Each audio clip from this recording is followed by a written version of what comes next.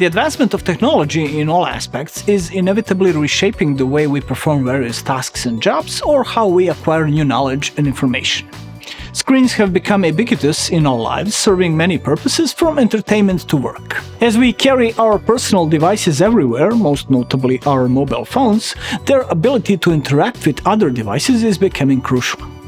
The aim is to have everything you need at your fingertips, simplifying every interaction and making communication more efficient. And yes, technology can alienate us from one another, but on the other hand, it has the power to bring us closer in situations where physical presence in the same place is not possible, or when the time does not allow it. Or to make certain shared activities simpler, more interesting, and help us experience them in a better way. One of the devices that combine all this are interactive smartboards, which, due to their numerous advantages, have a fairly wide application from business and communications to education or presentations. We have already tested a few different smartboards, but there is a constant development and progress in this category, as is evident in the model we present to you today.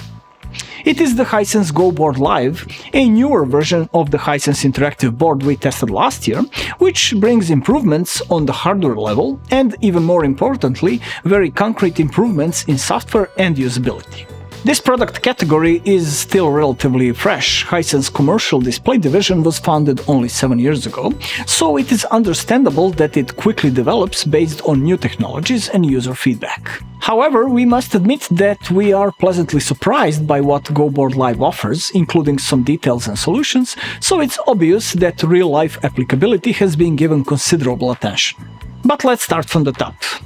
The board itself is actually one large screen and comes in 65, 75 and 86-inch sizes. The specific model you see in this case is the 65-inch. The middle size is perhaps an optimum for most applications, and the smaller and larger versions offer options for smaller or larger rooms, so GoBoard Live can be integrated into offices, small meeting rooms, huddle spaces, and smaller classrooms, and even larger meeting spaces and amphitheaters, especially with the expansion options we will mention later. Installation is possible for a wall if you have a specific spot for it in mind, but there is also an accessory in the form of a stand with wheels that will allow one board to be easily moved and used in multiple rooms, which can make it a more cost-effective investment for certain uses. Moving it around is perfectly fine, as it is a robust device designed even for some unforeseen circumstances, especially for use in education, so there is protective glass over the screen with an anti-reflective layer, and the back and the part of the frame are made of metal, giving it necessary sturdiness and durability. Plus, on the back side of the two larger models there are handles on both sides for easier carrying and moving. The 65-inch model doesn't really need them. The design is relatively simple and primarily functional, with frames of slightly darker plastic on the sides and two wider strips on the top and the bottom. In the middle of the top strip is a camera, as well as a system of 8 microphones, which we will discuss in more detail later.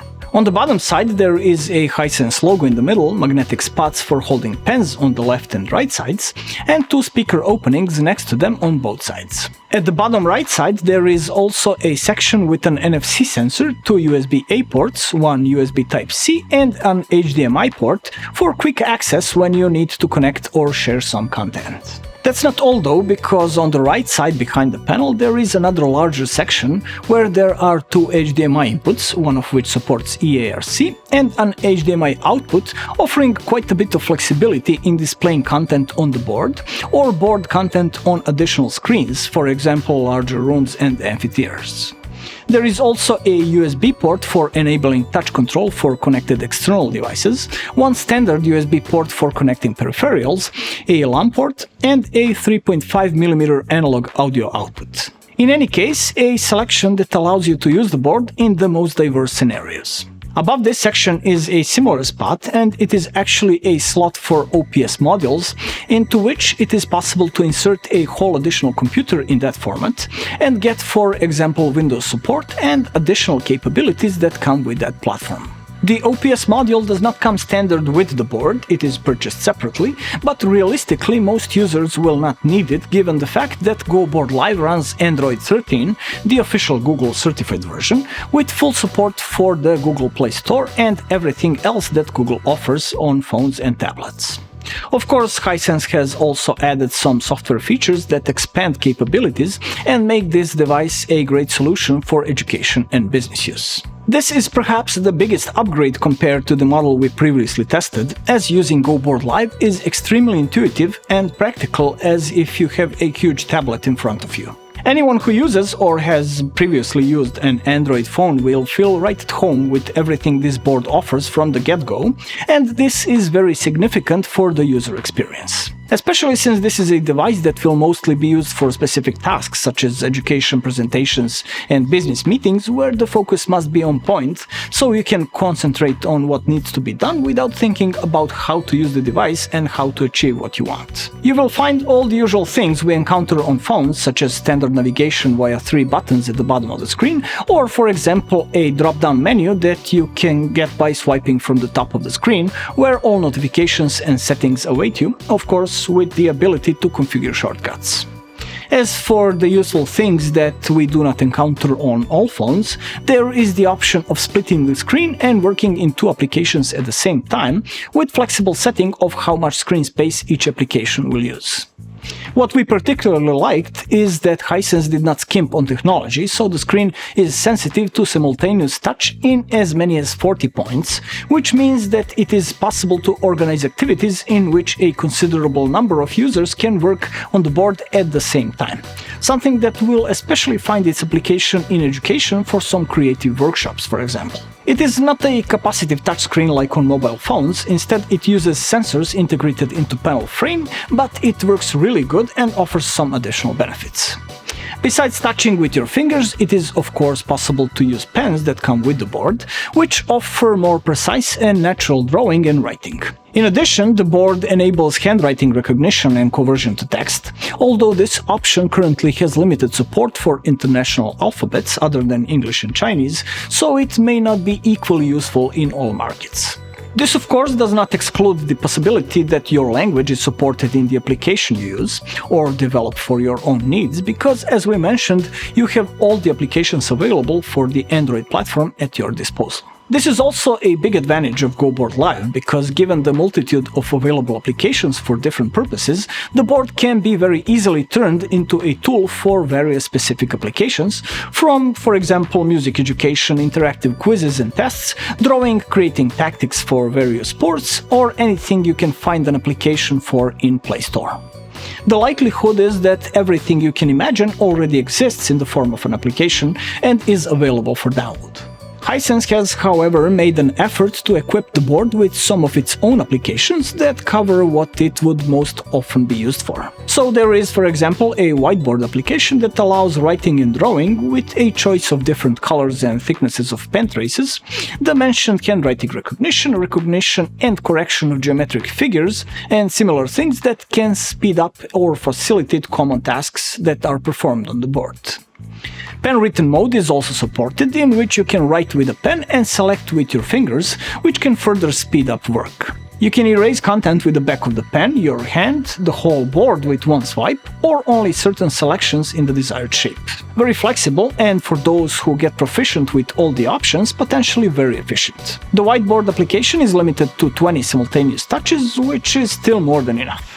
Of course, this would not be an interactive board if it was not possible to also insert images or annotate content, as well as select different objects on the board, move them, change their size, etc. Also, you are not limited to just a single screen. You can make multiple pages and recall them later without the need to delete. Even better, an entire page or several of them can be saved and even shared with those present in the room via a QR code, which is a great thing and allows, for example, students or those following a presentation to focus on the essence instead of copying and writing down. It is also possible to change the background to white, green, black, etc., choose a division into lines, squares, dots, or insert your own background in the form of an image, which can significantly expand the application for some specific uses. As for the screen itself, it is a 4K resolution panel, and it should be noted that atypically for Android, the interface itself is adapted to use 4K in the right way, which results in quite a lot of workspace.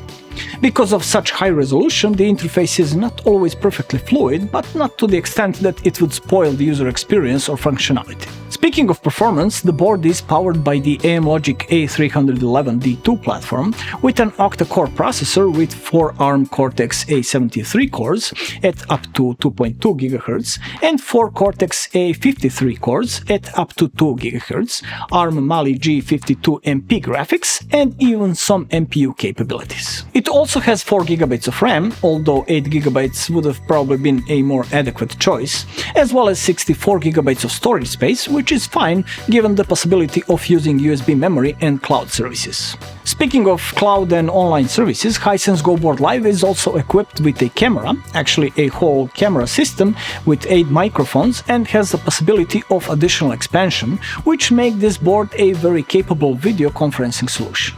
As the use in conference rooms is one of the most common purposes of such devices, quite a lot of attention has been dedicated to this, so as in the case of what we mentioned in terms of education, the probability is that whatever the use case you may come up with, everything necessary for it is already implemented.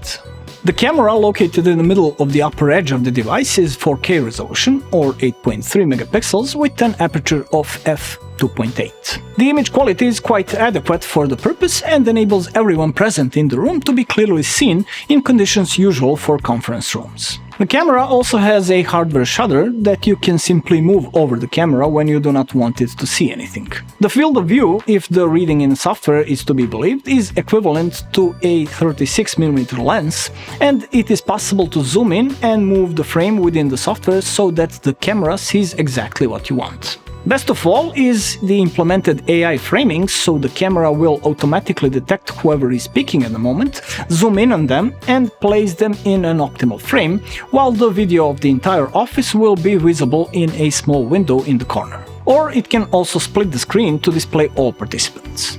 Very practical for Zoom and Teams meetings because everything just works as it should and you can focus on the essence. We mentioned that there are also 4 microphones on the left and right of the camera, a total of 8, and Hisense has implemented so-called beamforming technology so that the microphones can focus on a particular speaker in the room and reduce ambient noise. For large conference rooms, there is even the possibility of expanding the microphone system with additional ones via the line connector located on the back behind the camera system. In order to hear people on the other side of the line in the room, there are openings for speakers at the bottom of the left and right sides, and it is a 2.1 sound system with 2 times 15 watts of power in the satellites and 20 watt subwoofer. Very loud and more than enough even for large rooms.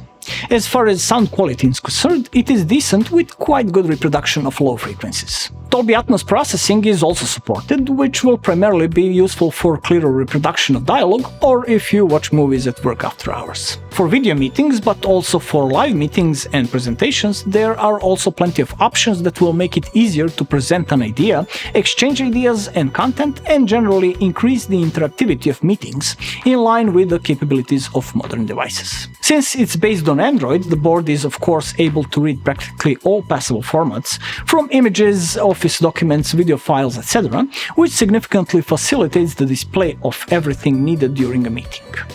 With a 5-finger touch, it is also possible to call up a menu that will enable you to make annotations, notes, etc., while watching web content or videos in real time over the content. Thanks to the mentioned ports, but also wirelessly via AirPlay, Webcast, Miracast or Hisense Share, it is possible to connect your device, laptop or phone and display content on the screen of the board.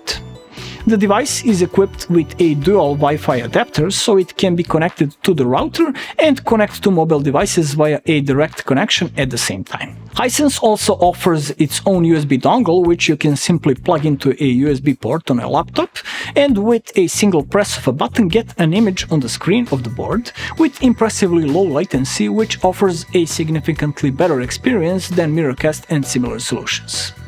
In addition, the USB dongle also enables touch control, as if the board is actually your laptop with a touchscreen, so you can neatly open and edit files while everything is saved on the computer itself.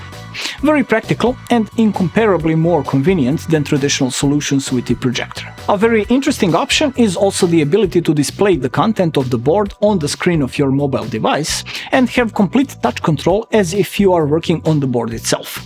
A handy option for meetings when it is possible to work on the board without getting up from your seat. When it comes to remote control, Hisense also offers the option to use the board in moments when it is not in use for other purposes as digital signage. That is for displaying advertisements, announcements, etc. And the administration is done via the same software solution as for Hisense digital signage products, which is fairly intuitive to use. Also, remote administration is possible for all Google services, so you can remotely install applications or access content on the account, including Google Drive and Docs. Finally, let's say a few things about the display. It is an IPS-type panel with a decent uniformity and very good static contrast for this type of panel, which we measured at 1194:1.